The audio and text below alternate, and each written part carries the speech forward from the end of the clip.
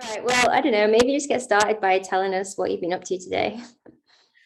I've been at the climbing gym. I am at my home in Las Vegas, so it's still kind of early here. So I did a gym session this morning, and pretty normal day.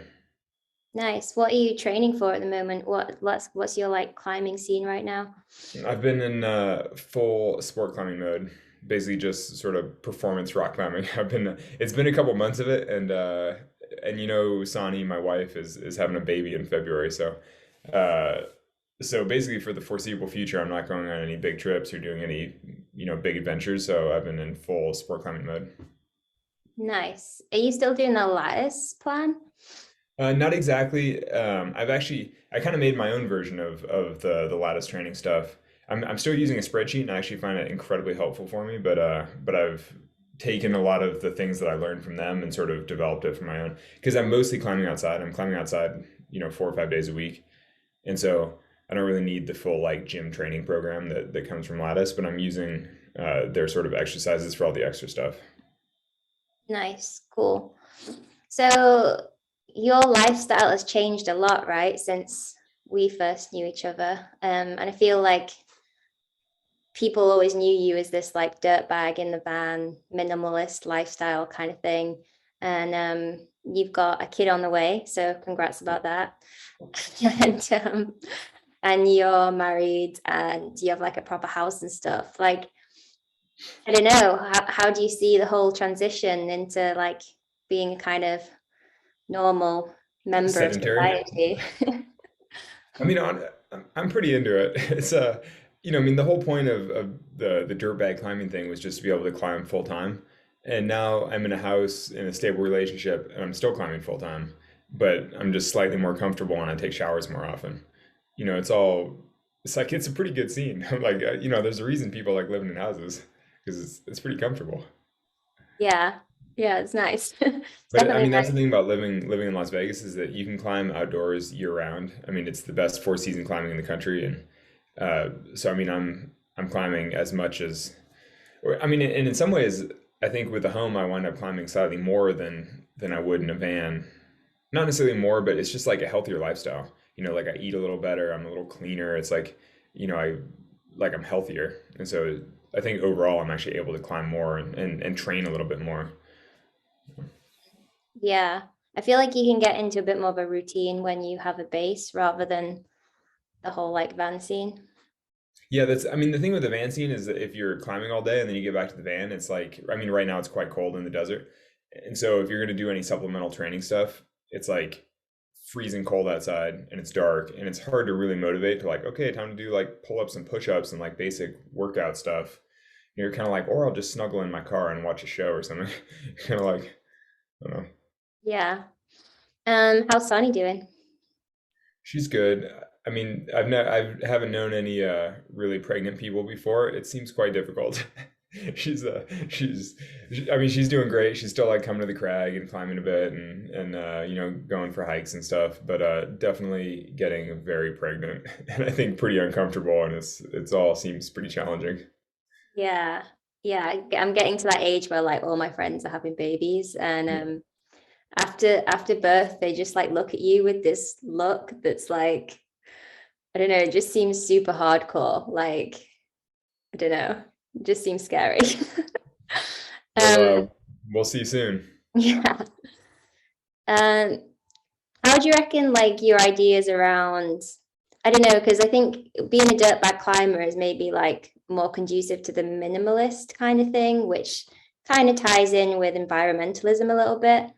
Do you find it harder, like now you live in a house, not to just like collect loads of things? And like, have you brought your like minimalism from your dirtbag lifestyle into like living in a house, or did that kind of go out the window?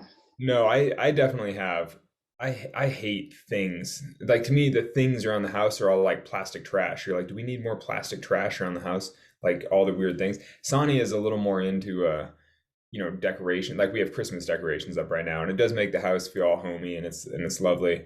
But I'm like, this is all basically a bunch of plastic trash. I'm kind of like not that into it. But I think for balancing a relationship, obviously, I've got to compromise a little bit. I can handle some degree of plastic trash around the house if it makes it feel, homey and holiday like. Yeah, no point getting a house if you're just going to live in like a sparse, empty room, it seems like. Yeah, I think we strike an okay balance. Like Sonny definitely would prefer to have like more things and decorations and stuff around the house, and I would prefer far fewer, and I think come out nicely in the middle. Nice. Cool. So it'd be cool to just talk a little bit about the Honnold Foundation. Um, Maybe you could just tell us like what you think is the coolest thing that the foundation's doing at the moment, and maybe just like introduce it to people who don't know what it is. Yeah, for anyone who doesn't know, the Honnold Foundation supports solar energy projects around the world. Uh, that's about it. Yeah, we basically support solar projects, and I don't know. The coolest thing, it's hard to say. In the last couple of years, we have really expanded the scope of the work. We're just basically we've been making more in donations and therefore able to give away more money in grants, and so it means we're able to support quite a few more projects. And so now we're doing all kinds of interesting things. I mean, when I started the Honnold Foundation, I would support one or two, basically two projects a year because it was just my money and it only goes so far. But now we're supporting 10 to 20 projects a year, and each one of them is sort of an interesting. They're often sort of one-off cases where it's a particular village that has a particular need for energy for whatever reason. Be that powering pumps or agricultural things, or I mean we're doing something with solar powered boats in the Amazon. Like basically in each case, the more that I learn about it, the more interesting it is. Like with the solar powered boats, it's one of those interesting things where you hear it and you're like, huh, like is that cool? It's like it's not obvious, but the interesting thing about it is that with really remote villages in the Amazon, the cost of fuel is exorbitantly high because like as you get further and further up a river, it costs more and more to get the fuel there. So by the end of the river, it costs an absurd amount to get that last gallon or last liter of fuel to the middle of nowhere. And so in places like that, it's actually incredibly cost effective to not have to use fuel. And then it's a whole interesting thing because transportation by boat prevents people from cutting roads, and roads are sort of the branching off point for logging and deforestation and all kinds of illegal activity that degrade the forest. And so basically, if people are able to economically handle their transportation by boat, then it prevents a whole further degradation of the ecosystem. So it's one of those things, the more you learn about the project, you're more like, that's a really good idea, and that makes a lot of sense, and it's nice to be able to support that in some way. So I don't know. I mean, basically, the Honnold Foundation is doing all kinds of interesting projects around the world like that. Nice. I think of you as like someone who like values efficiency a lot. Like obviously like you're a really efficient climber and you're like always about doing things quickly and efficiently. And I think of you as like someone who extends that to the rest of your life. Do you feel like you've also extended that to the Honnold Foundation? Like, are you looking for projects that like are like maximally efficient use of money? Yeah, I mean, actually, I think in some ways I'd prefer to swap in like not so much efficient, but things that make sense.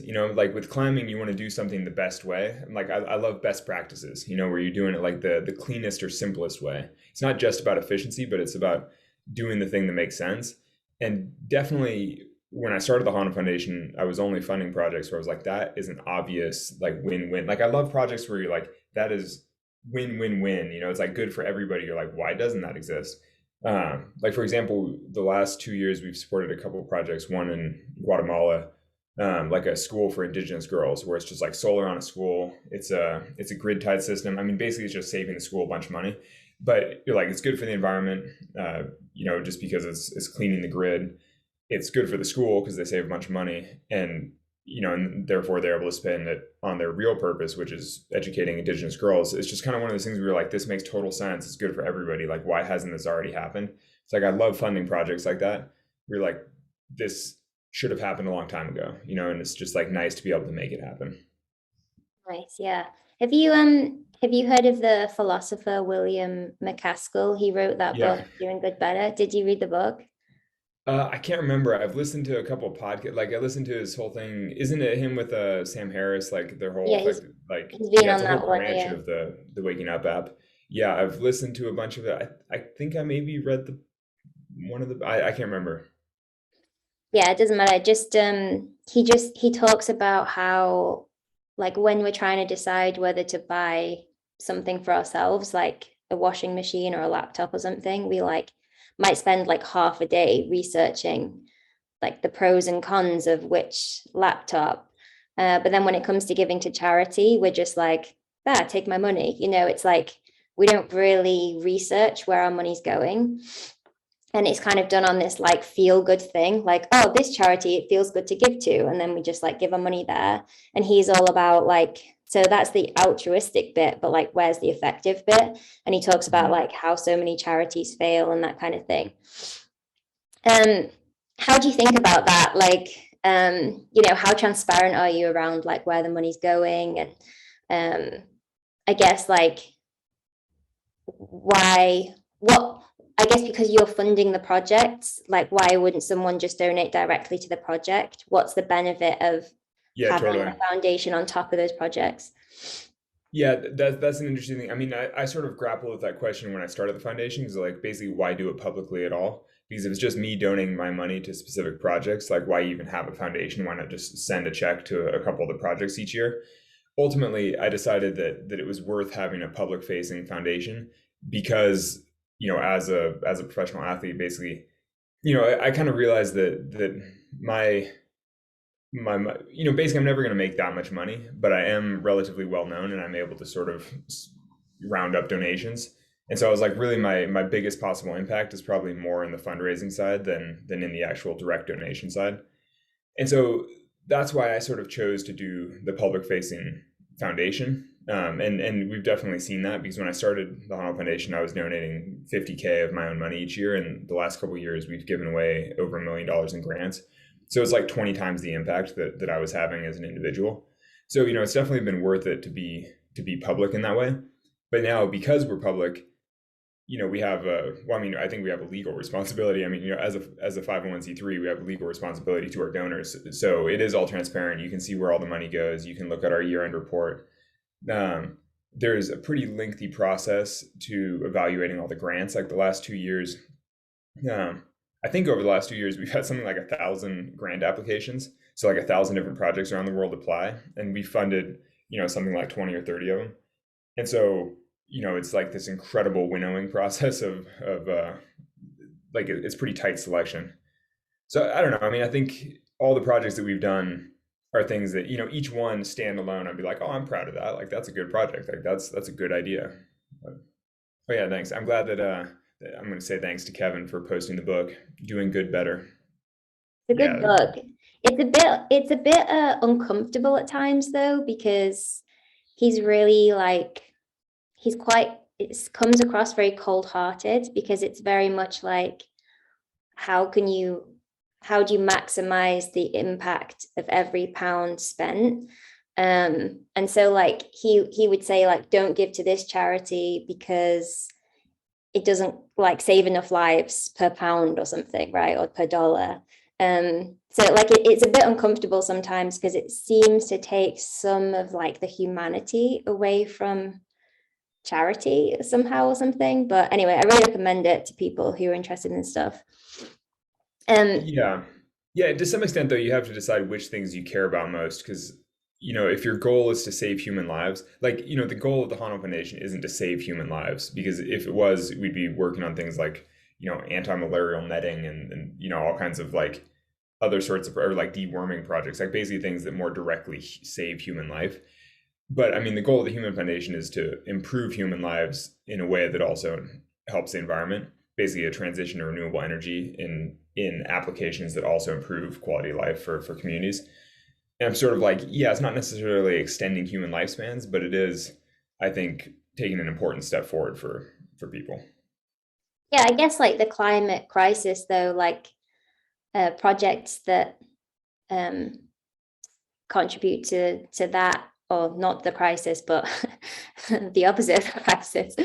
Um, they, at the root of that is like human and animal suffering, isn't it? Really, like just because it's like this long thing that isn't going to kill someone's life maybe tomorrow. Like that, the heart of it is right that we don't want this climate crisis because we'll suffer as a result. Totally. Um, And every other species on Earth will suffer as a result. yeah. Um, I'm always quite interested by like how people perceive the climate crisis because I feel like there's one way of looking at it is like you kind of have this minimalist lifestyle, like really low impact lifestyle. Maybe you don't fly, maybe you don't like try and earn as much as you can. You kind of like maybe you're a bit anti-capitalist.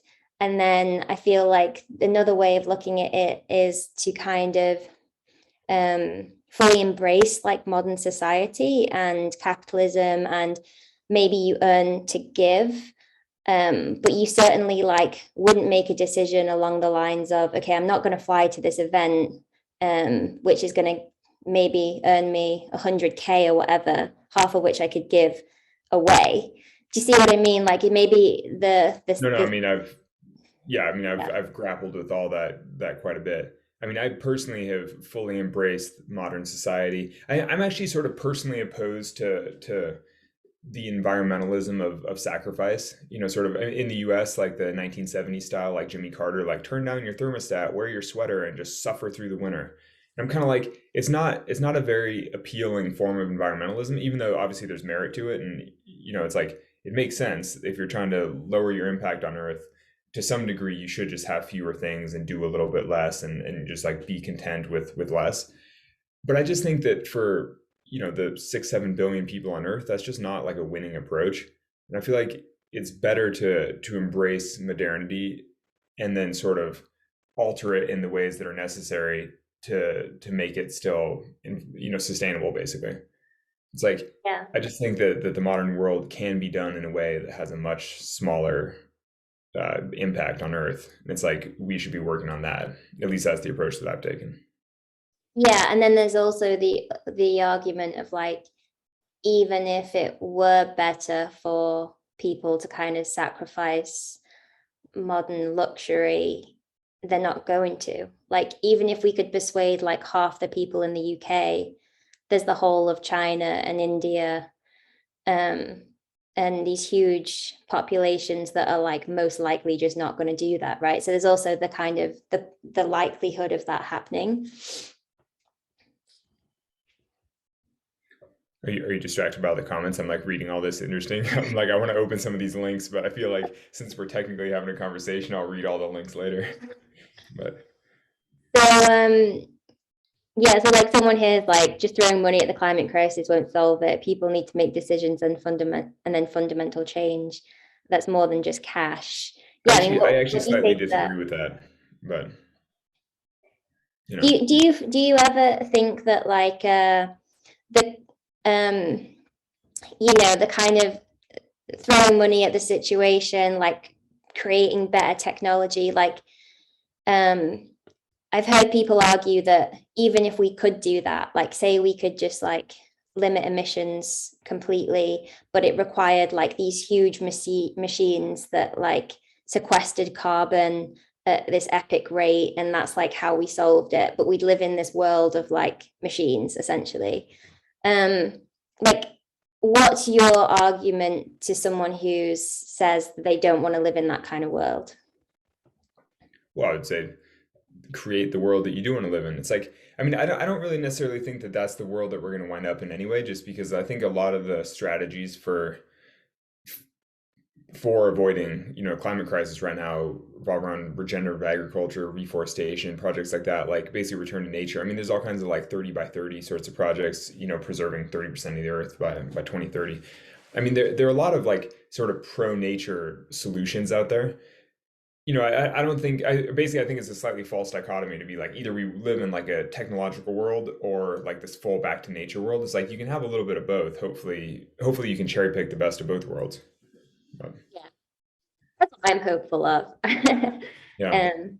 And it sounds like you are right. It sounds like you're optimistic, like you're a climate optimist. Yeah, I kind of am. And I mean, it's funny because I've read quite a bit about it, and I know that there's not a ton of, you know, it's not necessarily well-founded optimism. Like, there's not a ton of evidence to indicate that things are all going to work out okay. but I mean, I think one of the reasons that I always come back to being slightly optimistic is just that I feel like it just hasn't been that big of a crisis. Like it's not that pressing of a problem. Like climate change hasn't affected the quality of that many people's lives directly yet. And so there aren't that many people actively working on solving problems. You know, it's like one of those things that like 15 years ago when people say that like things will happen soon, it's like basically I just feel like human collective effort hasn't quite been born on the problem yet. You know, it's like people need to start trying before solutions occur. Yeah. I mean, I can think of arguments against that, but um, I won't bore you with Yeah, them. we're But both like reading these long like like I love I mean this sort of like environmental conversation is like largely what we talk about on the way to the crag half the time. You know, depending on who I'm climbing with on a given day, it's like this is the kind of stuff that you talk about and argue about and consider and you know, I'm totally interested, but it's like to some extent though we just have to wait and see how it all plays out. yeah, and I think there's also like if you're too negative about it, then it's like what's the point, right? Then you kind of give Yeah, up. exactly. You're sort of like frozen with it. That that's the challenge with that stuff is like if you're really trying to minimize your impact, you know, the obvious solution is suicide, but that's just not like it's not a great solution. And so, you know, it's like barring that, you may as well try to find a positive way forward.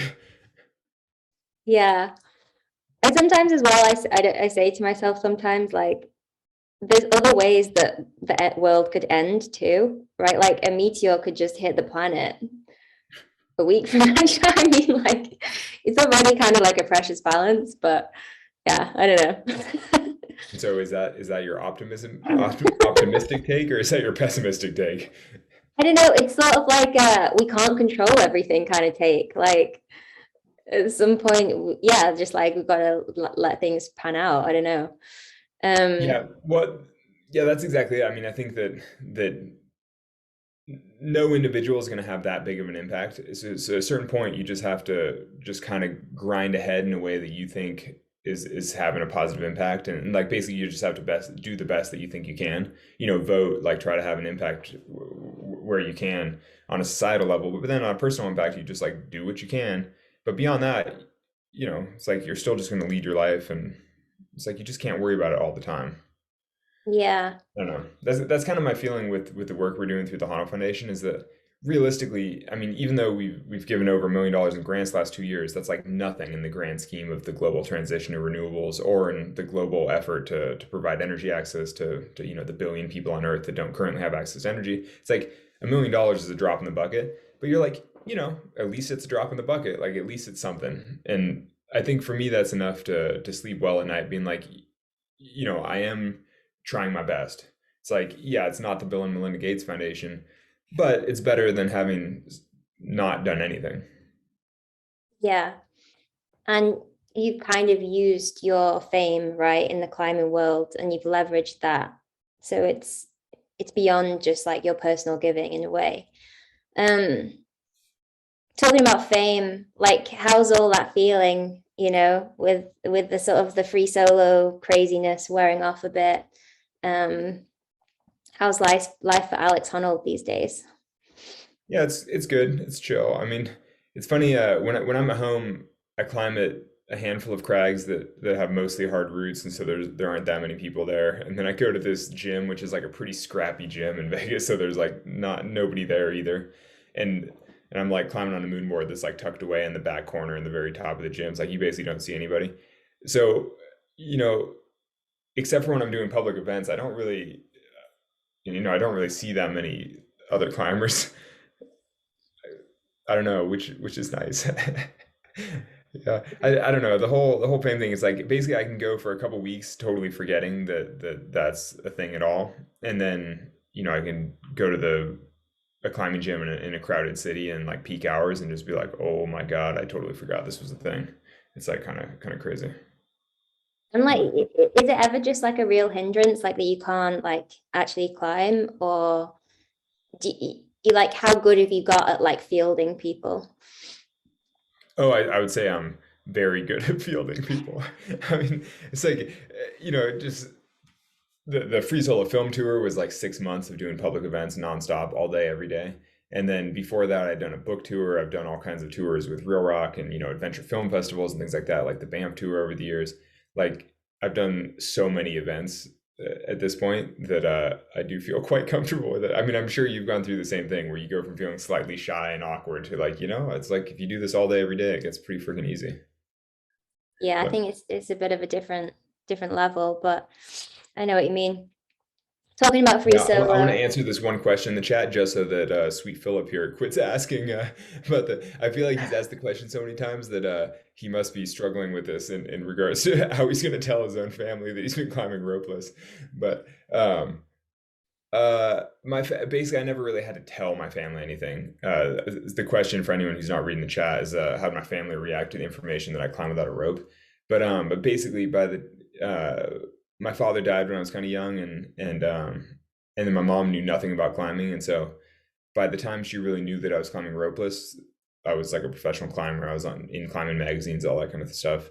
And so by then, she's just like, "Oh, cool! It seems like you're doing well. Keep doing your thing."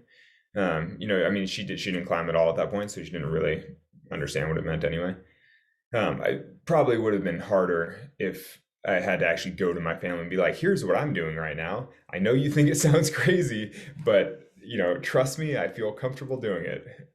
I'm sure that would be a lot harder. Talking about free solo, do you ever feel bad that now every climber in the world has to answer the question, have you seen free solo? No, I'm sort of proud of myself. I know everyone else is bummed, but still, it is We're good bummed that fun. you did it. We just don't like being asked that question over and over again. Yeah, at The least you worst is actually when do people it. don't actually know the name of it. They're like, have you seen that film? It's with this cliff and there's this guy and he doesn't have a rope. No, that's the worst. Yeah. But I mean, I have people all the time at like corporate speaking things where some like CEO will be like, "Oh yeah, I saw the flick, that thing that you went to Yellowstone and climbed that wall." And I'm like, "Oh man." It's like when people like it's like yeah, it's crazy. Have you ever had anyone ask you like a really ridiculous question? Yeah, yeah, I mean, anything, anything. Like at one of the free solo film events, like early on when it was like screening in LA and stuff. Actually, it might have been at the LA premiere. This woman in the back of the room who apparently was some like semi sort of like B actress, like sort of known TV personality or something, asked like, "What were you thinking in the gray zone?" And I was like, "Does that mean?" Was like, is that like a metaphoric thing, like the edge of life and death, or is that like the gray part, like literally when I'm climbing on the gray rock, which is the whole freaking movie, because it's all freaking granite. I was like, I have no idea what you're asking. Like, what is the gray zone? Do you mean like the part where the rock is gray? It's like that's all 900 meters of the route. You're like, what? It I don't know. I mean, you get questions like that all the time where you Did have you to know try what to. she meant? No, no, no idea. I think she was slightly drunk too. Right. Nice. I'm going to answer this guy's question about risk and being a father, and also just like, so like, has your attitude changed towards climbing and risk? And now you're having a kid. But also, I just want to add in as well, like, you've obviously climbed a lot with Tommy. So has he been like this a parental role for you at all? Yeah, kind of. Actually, I think Tommy is a good example. So far, I don't think my attitudes towards risk have changed at all because of the child. But also, I mean, our child isn't born yet, and I kind of think that it sounds like it's a common thing that fathers don't experience the full change until the child is actually there. My wife has been undergoing this crazy physical transformation for 7.5 months. But for me, I'm just like living like normal. But I'm sure once the kid is actually here, it'll all start to feel a lot more real. Um, but I don't know. I mean, I think Tommy is an interesting example of that because I've climbed with him quite a lot since before he had a kid, and still, ongoing. And his attitudes really have not changed at all. I mean, he has always been basically he's always made good decisions, and I think that having a family, he continues to make good decisions, and so I'm hoping that I'll do the same. I actually think that the bigger shift and like I haven't done any. Well, actually, I have done some sort of serious soloing this year, but I haven't in the last several months, and that's because I'm focused on sport climbing and bouldering, and that's because we're having a baby, and so I don't know. I kind of think it may actually work more that way, where it's like because I'm in sport climbing mode, I just don't really want to go soloing because I'd rather like train or sport climb.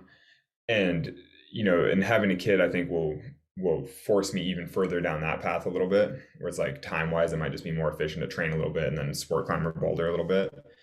So I don't know. We'll see.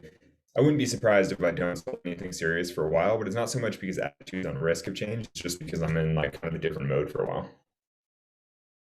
Oh, you're frozen a bit. Oh, you're back.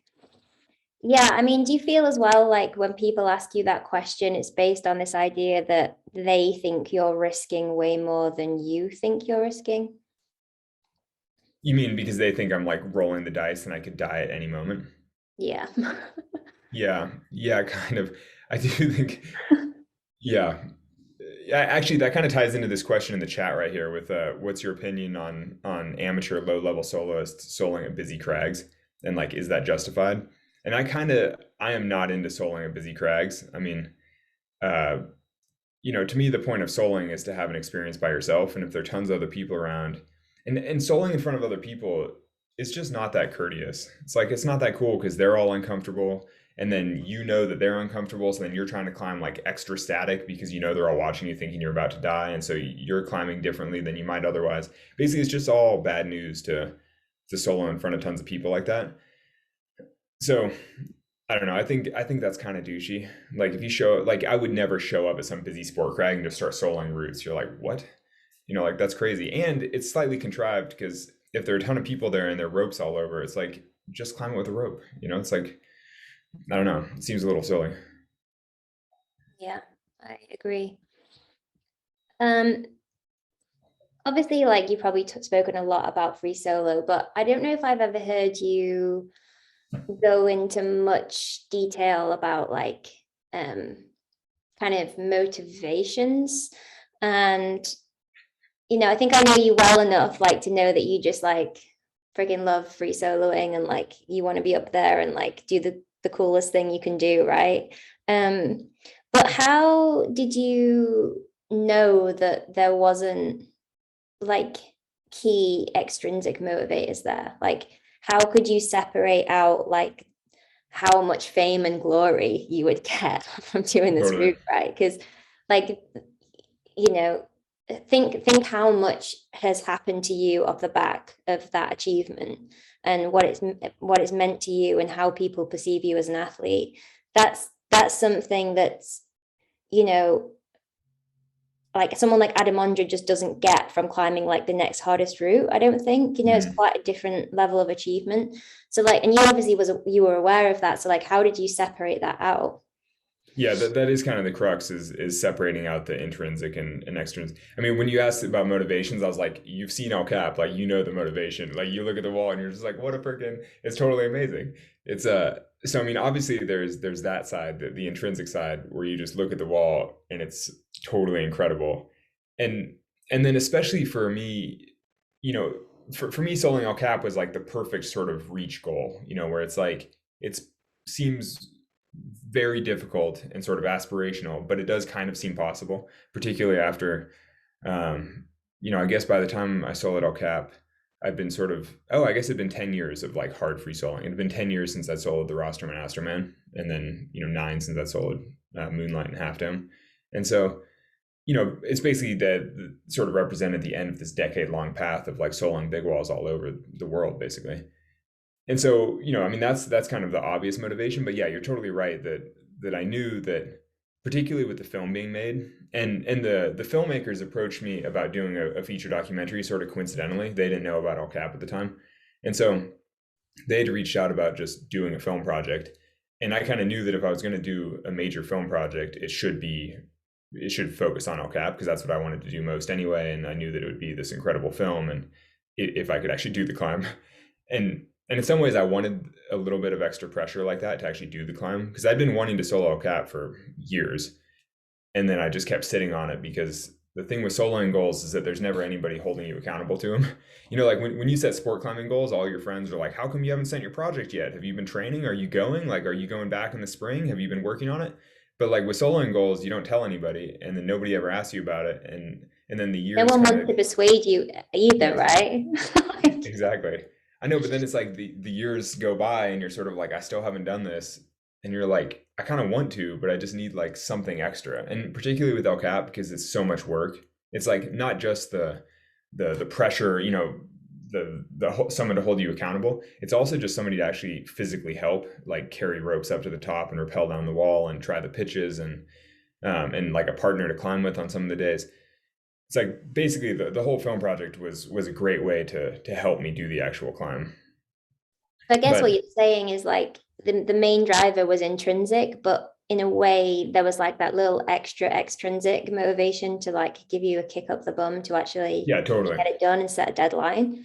But that's I think how everybody does the things. You know, it's like, you know, you sign up for your first marathon and you're like, this is great. I've always wanted to run that far. But then you also tell all your friends because you need that little extrinsic motivation. Like you need that extra little push. You need your peer group to hold you accountable. It's like, I think with really big goals, you kind of need to pull together whatever motivations you can. You know, it's like intrinsic Yeah, motivation is one thing, but it's like, it's worth like taking whatever you can to get you to get you where you need to be.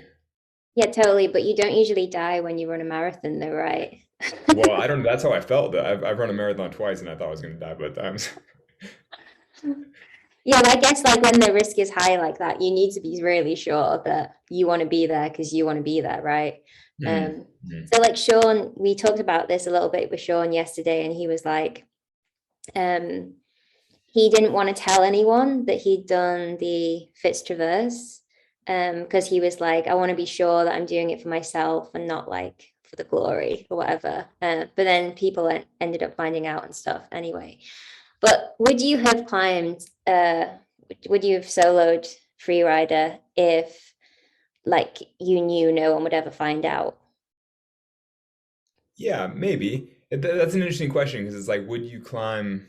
The thing is, I think if no one was ever going to find out, I probably would have sold the free rider with 4 points of aid. You know, I would have pulled on one bolt off the heart slab. I would have pulled on like 8 bolts. You know, I would have skipped the boulder problem. I would have skipped like one move off the heart. I would have skipped the free blast slabs, and then it would have been the most joyous crack climbing solo of all time. You know, it's like then you're just Would going you up have been there. content with that, or would you not have been like, oh, I know I can do it without the bolt, so like I want that challenge to finish it off? Well, I think that's where if you're really getting into intrinsic versus extrinsic motivations, I think for me the intrinsic motivation is like the fun of soloing this crazy wall. Like I love soloing 510 cracks and or 511 cracks, let's say, or maybe even up into the 512 cracks can still be like pure fun. But at a certain point, you're like, okay, this is getting pretty serious and like kind of hard and kind of dangerous. And then you're sort of like, that's when I don't know. Yeah, I mean, it is amazing to walk up Del Cap with shoes and a chalk bag and climb to the top. Like it's it's pretty awesome.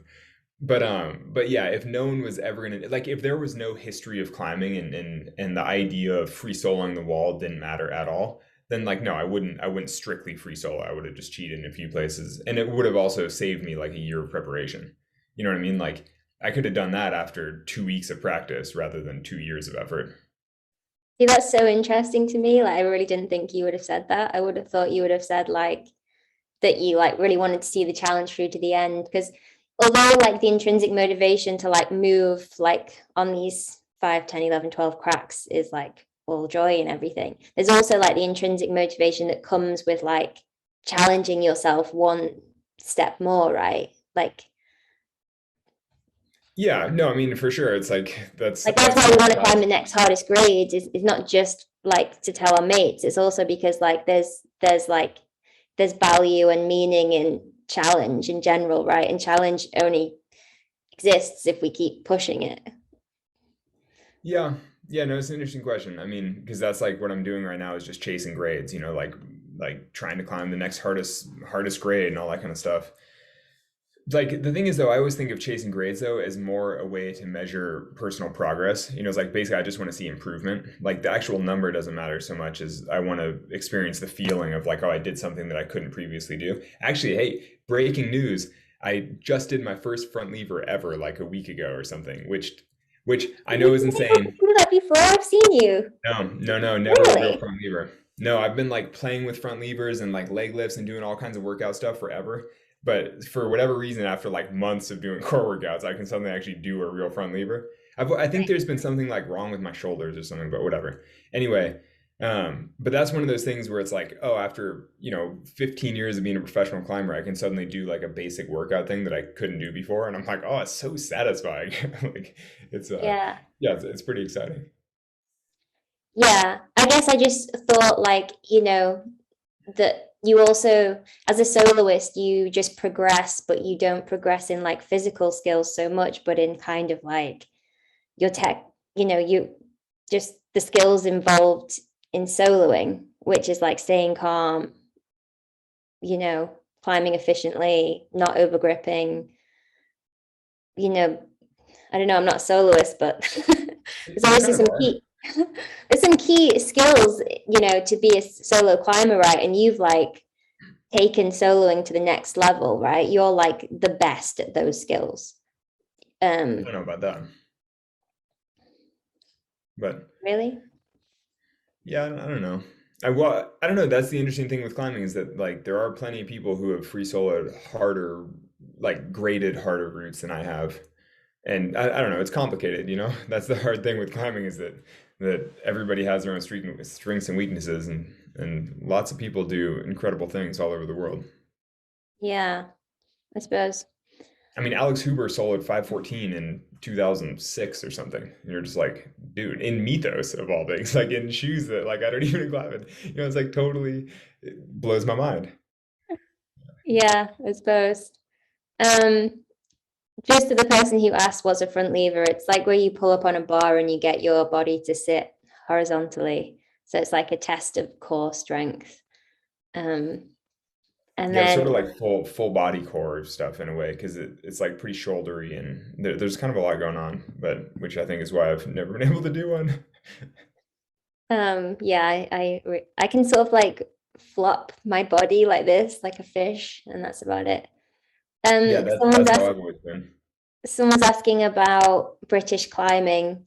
You've actually been to the UK a few times, and I've had the pleasure of accompanying you on a few of your trips to the UK, I Yeah, suppose. didn't I go to Avon with you? Yeah, and I think your words were, "Ew, is this a road cut?" Yeah, no, I remember we warmed up on some like hideous little 7B plus and it was raining and I was like, this is everything that makes UK climbers strong. Because it was like fingery and hard and like boulder. It was, it was like That was at Cheddar Gorge, which I oh, also that's Cheddar think, Gorge. Oh, which yeah. one's Avon? Avon's the one that's like really close to the city centre in Bristol. I think we just drove through it. I don't think we climbed there. Okay. Yeah, no, okay. I remember Cheddar Gorge then. Yeah, because we climbed some like 8 meter 7B plus that was like hideous little holds and like light rain. And I was like, man, this really makes your fingers strong. But like it's totally Yeah, gross. I think it makes you a good climber though. Like you get really good at like weird technical crimpy stuff. Hmm. Hmm. Um, No, and the grit's amazing. I mean, the grit is you know, is yeah. God's own stone, as people say. You think that's kind of your probably your favorite experience in the UK? Climbing on the grit. Yeah, like yeah. Do you think that's the like the most worthy stuff? Yeah, yeah. Though actually, I climbed on the slate with you too, and I really like the slate for whatever reason. I just find it really like it's a unique style in the world. I just think it's interesting, kind of fun. I thought that was cool. But I actually, so the my trip to the grit was like a very, successful trip and back in the day in like 2008 or whatever, like, we flashed a bunch of hard routes and sold some routes and did a bunch of the like grit test pieces.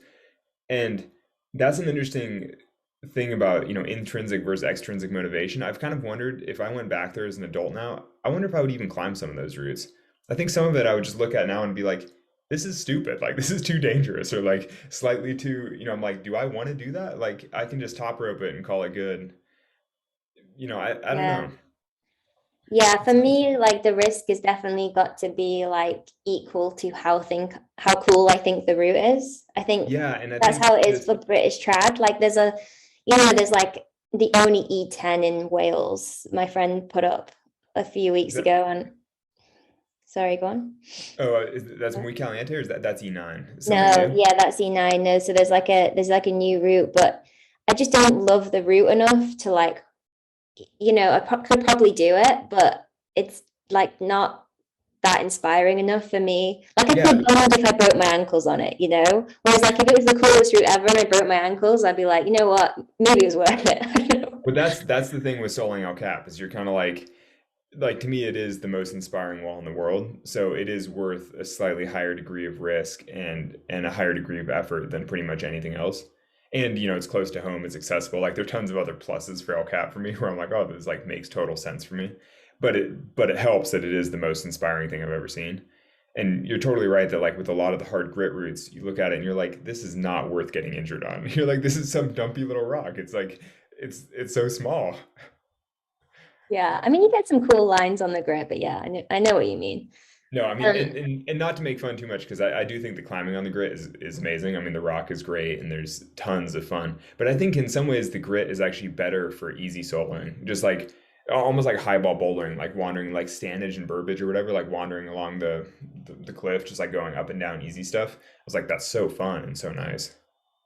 yeah, But I never take my rope and rack on the grid. It seems weird it's walking because around. there's nowhere to place any gear anyway. You're like, why bother carrying all this stuff? Yeah. Talking about the valley, like, have you got any cool like dreams and aspirations in the valley, like soloing or just not? Like, if you like, would you try the Dawn Wall or something? I don't know. I've always said that I would try the Dawn Wall if it was easy for me. Like if I could easily climb 14 plus. Well, like if I could do it like at a Mondar, show up and spend a month working on it and then do it, I would definitely do it because I think it would be amazing for that. But the problem is I'm kind of more on the Tommy level where it would take me 7 years of effort. I'm like, I'm definitely not going to spend 7 years climbing the Dawn Wall. It's like that's way too much effort. But Yeah, I get that. Um, yeah. This question, Danny asked, what's scarier, the Fitz-Traverse or public singing? And I definitely think public singing seems scarier than the Fitz-Traverse. I would much rather go soloing on the Fitzroy Massif than have to sing in public. I kind of did yesterday. It was deeply uncomfortable, but it was more like chanting, so it wasn't Huh. too bad. That's a I was strong like, I implication. like suggested that Sean play music, and then as soon as I suggested it, I was like, "Oh no, I'll have to sing. You can make me sing." Yeah. No, Um, you asked about valley stuff, and there are a couple El Cap free routes that I want to do, like things in a day, like the Heart route. Tommy and I tried but didn't do. Like the Zodiac has never been done in a day. I mean, there are a bunch of things to do, and actually I've been hanging out. I've been climbing a little bit with Jordan Cannon. I think he's like yeah. sort of pro climber as well. Um, but he's young and he's all hungry and motivated, and he has like this whole spreadsheet and lists and like all these goals he wants to do, and it's mostly stuff that I did a long time ago now, and but like seeing him so psyched with all these lists, I was like I should think about some of that stuff. And like he wants to do the El Cap triple, like climbing El Cap 3 times in a day, which is something that I did with Stanley in like 2010, I think. But Stanley and I had always talked about climbing El Cap 4 times in a day, which has never been done, and is like technically sort of possible depending on how the splits work and the logistics, and like it is maybe possible. And so, I've been thinking about that. I was like, God, but doesn't it sound horrible? It's like one of those Yeah. things where It it's sounds like, like you need to have like a foot operation afterwards or something. Like exactly, your toes exactly. are just gonna be stumps. Yeah, you'd have to eat ibuprofen like candy the whole time. Like it'd be terrible. But I kind of like this question. Did you go for a pint of bitter after climbing on the grit? Are you still a non drinker? yeah, I still haven't started yet, but I'm sure at some point I will. Maybe when you have a kid. Yeah, that'll drive me to drink. Maybe, maybe. So not What even at your wedding? are you coming back to the States anytime soon? Yeah, like don't know when exactly. I mean, there's the BD athlete meet in June, I think. So Hmm. definitely come for that. Cool. Um, maybe do some climbing alongside that trip, or maybe also just come in the autumn as well. To Yosemite? Yeah. Yeah, for all cap stuff or for Because I feel like last time you've just been climbing little routes, but little Yeah, routes, it's well, poxy stuff. Yeah, there's something on El Cap. Yeah, I want to climb high up. Like oh, yeah, cool. I've been like stuck in the UK a bit too much, so I'm like really psyched to climb big walls again. Something taller than 10 to 15 meters. Yeah, Yeah, yeah, classic. that would be ideal. Yeah. Cool. I mean, is there anything you want to add to finish up on? No, I don't think so. I mean, a real pleasure to chat. I haven't seen you in so long. It's I know. I feel like I haven't seen my American friends in a long time. yeah, well, Yeah, COVID. yeah. I guess this last question from Ryan. Ever climbed winter routes? That is a hard no. I do not like. I live in Las Vegas for a reason. But You do some stuff a little bit like that, right? You were climbing in the Alps and stuff. yeah, but in the summer, not in the winter. Yeah, no, I have ice and mixed climb a tiny bit, but I prefer not to. But actually, let's answer this last one with from Emerson. How do you overcome fear when climbing? Because they asked that earlier as well. Um, I don't know. That's an interesting, like actually Hazel. What do you think about that?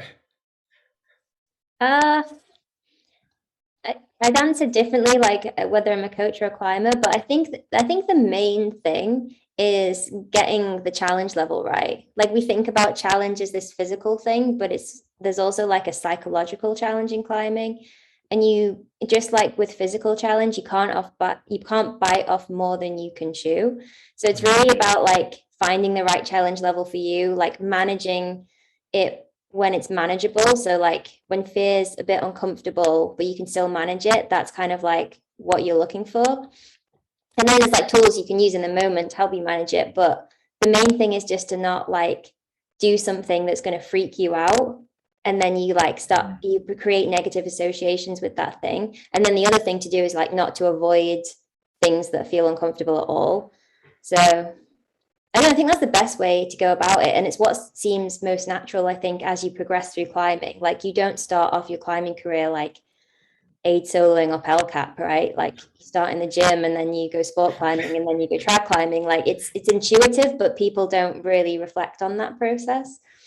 That's yeah, that's a great answer. That's basically the other side of how I would have answered, which is that uh, the best way to manage fear is to not get afraid, which is basically to prepare ahead of time and like basically expand your comfort zone until something just isn't that scary. Because I think when people ask about overcoming fear, they're normally thinking about like how do you suppress the fear? And it's like it is true that no matter how prepared you are, occasionally you just get very scared. Like I get scared all the time. Actually, yesterday I sent a project yesterday at POTUS, this like endurance 8C thing, but I was pumped out of my mind campusing out this roof basically and skipped two bolts and then was like having a hard time reaching to the third, and I'd never actually like made that big of a link and skipped all the bolts, and I was looking down and I was like I wasn't even remotely close to decking, but you are sort of like, oh, if I whipped it would be like the whole length of the cave, like it would be huge, and I was like, oh, this is something kind of scary. And it's like, obviously you experience fear, but you just have to take some deep breaths and compose yourself. But I think when people ask about overcoming fear, they're normally asking about that, like how do you suppress it? But the best way is to not have to suppress it, is like to make sure that you're always sort of within your comfort zone and just pushing it systematically until you just don't get afraid doing a lot of the things that used to seem really scary. Yeah, and I think a lot of people look to someone like you and they're like, oh, he's just like born brave. Yeah, Like not the there's case at something all. wrong with his brain, but like, you did start soloing like really easy stuff first, right? Like there has been this whole process attached to what you do. Yeah, and not just soloing easy stuff, but soloing easy stuff very poorly. Like over gripping and being all tight and being like, oh my God, if I slip, I die. On routes that now I'm like, this is so casual, like it doesn't even matter. And yet when I started, I was like, this is so extreme. You know. I do think there's probably quite a bit of individual variation beyond just like what you do though, because I do feel like you're like naturally pretty good at it as well. Yeah, I think it's probably comes easier to me than for most, but I think part of that is because I've always loved the exposure and I love the position and I love, like I love everything about it. So it's easier for me to sort of overcome that fear because I want to be there and I enjoy it.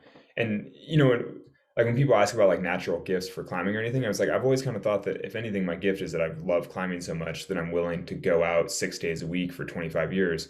And that's basically what it's taken to accumulate the training volume basically. it's not like I have any physical gift, but it's like I do just love being out and like love having the adventures and just like doing it every freaking day. Yeah. I guess you could also say though that maybe you love it so much because you're quite naturally comfortable with it. Whereas I think a lot of people start out and they like it, but it's also something that that's just quite scary for them. So it's not like, oh, I want to do that again in a hurry. It's like I'm going to do that again in like a week's time when I've like recovered. Yeah, totally. Whereas I'm like, I'll do it again in 12 hours. As soon as I sleep, I'm going again. Yeah. Yeah. Yeah. Um, cool. Have you got any questions you would like to answer? I don't want to take up your time. No, no, no worries. I was like, I mean, I'm having a lovely time chatting with you, but I was like, are we supposed to stop at some point, or I don't know Well, how you we've feel. chatted an hour, but if you want to answer more questions, go for it. No, yeah. Should we open it up, do audience Q&A just for a few minutes, if anybody has because there are a bunch of folks. If anybody wants to, I'll Someone do named that. their dog after me. Yes. Actually, we're looking for for names for a daughter, so I was like, we haven't really thought about Hazel, but it is weirder when you know somebody with a name. That would be weird, maybe. But I Here's would a be great, so did the honored. 8A scorecard influence your early soloing? That is a hard no because I've never even put any solos on 8A. It's like, and 8A refuses to publicize solos and stuff anyway, so it's like a completely separate category. But Favorite moonboard benchmark. I will say that 2019 set is my favorite for what Yeah, that's that's what worth. I have at home. Yeah, I love the 2019 set. But, Yeah. all right, any other rapid fire questions from from audience here, or are we should we wind down here? There was one question about like your ideal way to relax that's not climbing based. Maybe you could share that. I don't relax in ways that aren't climbing based. Like seriously, Read? I hate vacation. I'd rather just go climbing somewhere. But I mean, to me, vacation would be like a different kind of climbing, or like an interesting style, or like doing a mountain traverse or something. Something a little bit different. But Oh yeah, your electric truck. Where's your electric truck? it's supposed to be. We'll see. I don't know. I don't know. It was like it was told October, and then it was like November, and then they said December. But I'm like, December is winding down. I don't think we're getting it this month. I'm kind of like, we'll see when it arrives. But in theory, we're supposed to be getting it like right now. But And do you have an electric vehicle other than that? no, all we have is Sani's car, which is her grandparents' Subaru. It's like this 2000. Basically, it's a little complicated with an electric car around Vegas because all the approaches for climbing are incredibly rugged four-wheel drive type terrain. And so, other than like an electric truck, it's like there aren't really any electric vehicles that can four-wheel like that right now. Though I'm actively waiting and excited about it. Kind of Nice. like, yeah, I'm ready. But oh, gates in or gates out? I do gates in. Though I will say that that's kind of I was like, I just don't think it matters at all. It's kind of like I feel like yeah, it doesn't make any difference. But yeah, a couple questions about favorite movie of the year and what do I think of 14 Peaks. Um, I was pretty into the 14 Peaks film. I mean, I think as a climber, there's some big questions around it where you're like, and there's some ethical stuff. Like basically, there's a lot to like nitpick in it. But overall, I'm just like, it's pretty cool. It's a pretty inspiring film. Have you watched that, Hazel? No, I don't know if it would interest me, honestly. But if you think it's cool, maybe I can You try should it. watch it. If nothing else, just as a professional climber, you should at least know like what type of budget and like production value films are being made about climbing. You know what I mean? It's like it's one of those things like if you're in the industry, you should probably watch it.